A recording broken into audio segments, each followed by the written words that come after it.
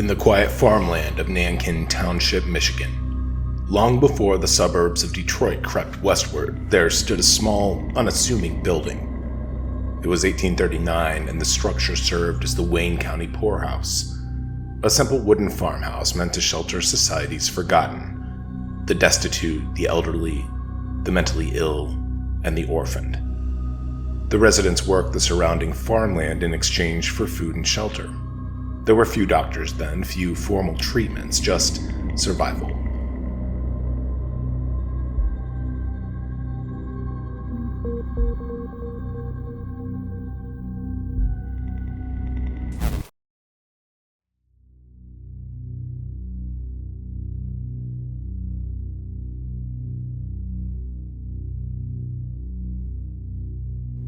As the decades passed, the little poorhouse grew. The county purchased more land, eventually over 900 acres.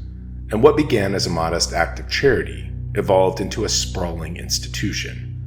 By the 1870s, it had become something far greater and far more ominous. In time, it would be given a name, Eloise, after the postmaster's young daughter. The name was soft, almost poetic, masking what the place would ultimately become. By the early 20th century, Eloise had transformed into a city unto itself. It had its own police and fire departments, a bakery, a dairy, greenhouses, a laundry, a power plant, and even its own postal code. At its peak in the 1930s and 40s, more than 10,000 patients and 2,000 staff called Eloise home. It housed the sick, the insane, the poor, and the elderly. Some came for help, but most never left. Burials took place behind the facility in a quiet, grassy field where the forgotten were laid to rest beneath metal tags, or more often, nothing at all.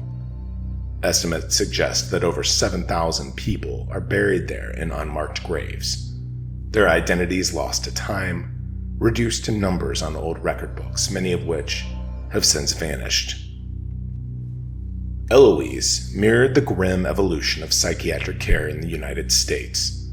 As modern medicine advanced, so too did a cold experimentation that blurred the line between treatment and torture. In the 1940s and 50s, electroconvulsive therapy was administered with brutal regularity. Patients were strapped to gurneys and jolted with high-voltage currents day after day.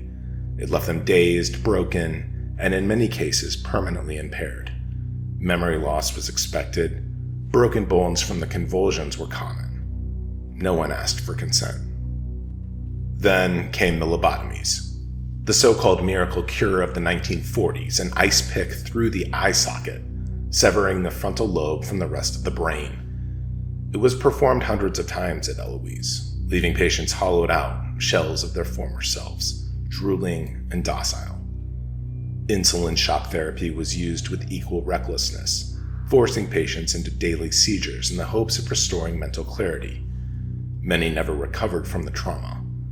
Others were subjected to forced sterilizations, often with state approval, under the pretense of eugenics and social purity. Even more sinister were the experimental drug trials. Patients given untested medications, monitored like lab rats, their bodies reacting with terrifying unpredictability. The staff at Eloise were a mixture of overworked caregivers and cold bureaucrats. Compassion became a casualty of exhaustion. Neglect took root. Patients were tied down for days, left in soiled clothing, or locked in freezing rooms. They were denied food, forced into silence, and punished for any signs of resistance. Being poor or nonverbal could be considered cause for institutionalization. Many children brought to Eloise as orphans or wards of the state grew up within its walls and never saw the outside world again. As the decades wore on, the cracks in Eloise widened. In the 1960s and 70s, public opinion began to shift. Investigative journalism and whistleblower accounts exposed horrifying conditions in institutions across the country. Eloise, too, came under scrutiny. The state moved toward deinstitutionalization, and patient numbers dwindled. Buildings were closed one by one. By 1984, the last facility had shut its doors. What was once a self-contained city was now a corpse of brick and steel, left to decay. The complex was left abandoned. Nature clawed its way in through shattered windows. Paint peeled from walls, ceilings collapsed under rain and rot. Patient records, wheelchairs, surgical tools, even blood-stained linens were left behind as though the staff had fled mid-shift. Explorers began to sneak in, drawn by curiosity, by thrill, and by whispers of something else. They said the place was haunted. They still do. Over the years, Eloise became one of Michigan's most infamous paranormal hotspots. Ghost hunters, urban explorers, and trespassers all returned with chilling tales. They spoke of a woman screaming from the basement of the psychiatric wing, her cries echoing through the dark even when no one was there.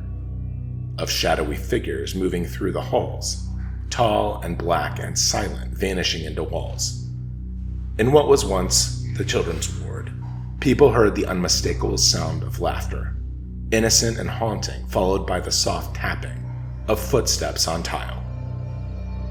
Room 327 was said to be cursed.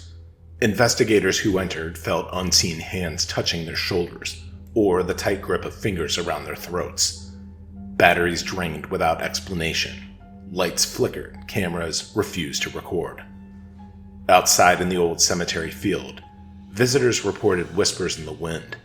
Sometimes they claimed the whispers knew your name. By the late 2010s, developers began reclaiming parts of the property. Most of the buildings were demolished. But one, the hulking red brick K-Beard building, still stood.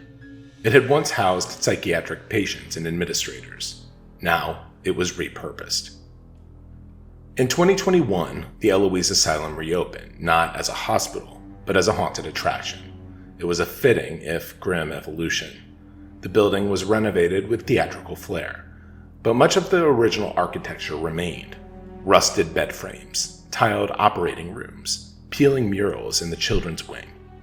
Actors dressed as 1940s nurses and deranged doctors played out scenes in flickering light. Screams echoed through the halls once more, but now for entertainment. Yet even with the makeup and fog machines, something real lingers in the air. Employees have quit mid-season after seeing apparitions. Guests have collapsed in terror, certain they saw something move that wasn't part of the show. Lights flicker unexpectedly, doors lock on their own, and beneath the floorboards, beneath the screaming speakers and staged horror, the past still stirs. For all its theatrics, the Eloise haunted attraction serves as an unintentional monument. Beneath the thrill lays a deeper fear. The echo of a time when society locked away its broken, treated them like animals, and buried them in unmarked graves. Eloise was not born evil. It was born of hope, but hope decayed into neglect, and neglect into horror.